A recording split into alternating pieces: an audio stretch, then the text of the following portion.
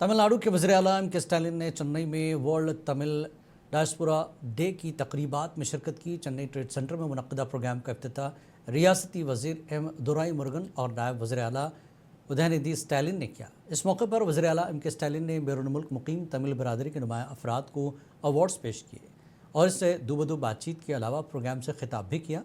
उन्होंने अपने खिताब में कहा कि सरहदें बदल सकती हैं लेकिन हमारी जड़ें एक ही रहती हैं।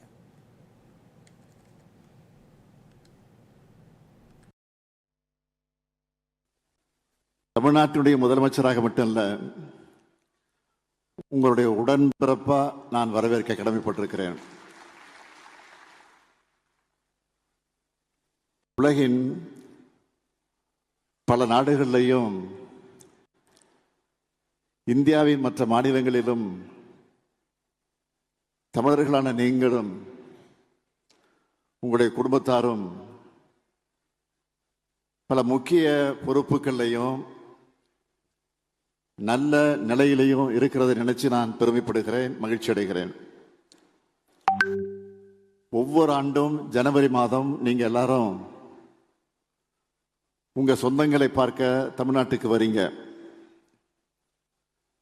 நம்ம எல்லோரும் எதனாலையும் யாராலும் பிரிக்க முடியாத தமிழ் சொந்தங்கள், தமிழின சொந்தங்கள். தமிழ்நாட்டினுடைய முதலமைச்சராக மட்டும் இல்ல,